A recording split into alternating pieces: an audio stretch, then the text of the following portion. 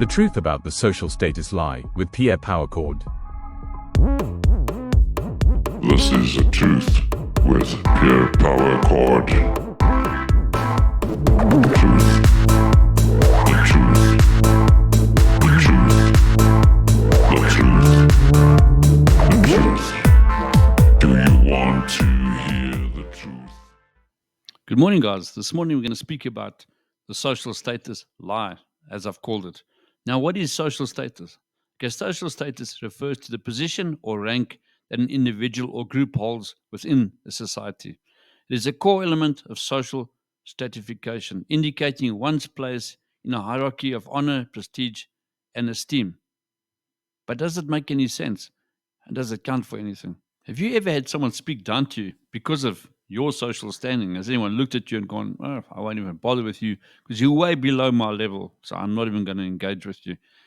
A famous story that I heard once was a guy on his way to work and he was cut off at a petrol station by another guy in a Mercedes-Benz. And the guy in the Mercedes-Benz was like pretty rude to him.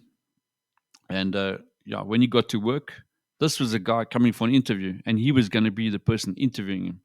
So be very careful who you speak down to. It might just backfire. A good couple of years ago, I had the honor of becoming a security guard for 6 or 7 years. And that to me was the most eye-opening job I've ever had in my life.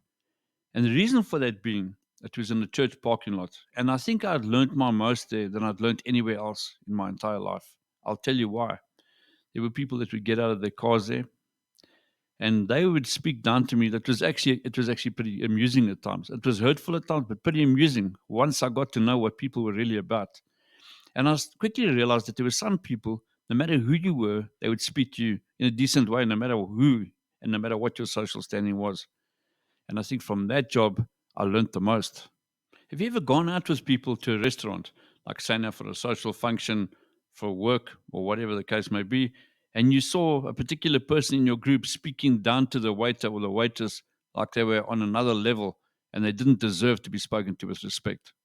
Or have you ever been in a relationship with somebody and that person also speaks down to you because of their perceived social standing of you? So this is something that happens a lot more than you may think. And I'm sure there's some of you in the workplace that experience this on a daily basis. Let's see what the Bible has to say about it. Let me tell you, the Bible is a wealth of knowledge, and every single subject that you can possibly think of, there's an answer for in the Bible. The concept of spiritual identity taking precedence over social status is a recurring theme throughout the Bible. This principle emphasizes the importance of one's relationship with God and the identity in Christ over worldly positions, wealth, or social standing. Now, if we look in the Bible, we can see God's perspective on status is markedly different from human societal norms. The scriptures consistently emphasize that God values humility, servitude, and righteousness over worldly status, wealth, or power. This divine viewpoint is evident throughout both the Old and New Testaments. So we can see in the Old Testament what God says. Old Testament provides numerous examples where God chooses individuals of lowly status to fulfill his purposes, underscoring that divine favor is not contingent upon human status. In 1 Samuel 16 verse 7, when Samuel is sent to anoint a new king from Jesse's son, God instructs him, do not consider his appearance or his height. The Lord does not see man as we do.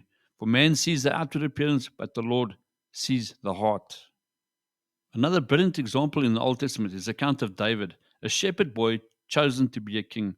Further illustrates this principle. Despite his humble beginnings, David is described as a man after God's own heart. 1 Samuel 13 verse 14, demonstrating that God's choice is based on inner qualities rather than social standing. Yeah, we see it once again.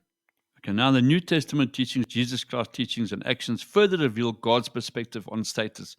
Jesus consistently elevates the humble and challenges the exalted. In the Beatitudes, he declares, blessed are the poor in spirit, for theirs is the kingdom of heaven, Matthew 5 verse 3, indicating that spiritual humility is of greater value than earthly status. Jesus himself exemplifies this divine perspective by associating with those of low status, such as tax collectors, sinners, and people that are marginalized. So therefore we can see Jesus' example and how he treated people that other people considered lower than themselves. So next time you want to flick your 10-cent piece at a local security guard, think twice. Think what Jesus would have done. And if you're in a restaurant and you see somebody speaking down to the waiter or the waitress, say something to them. Hope you've learned from this. I know I have. Have a blessed day. Cheers.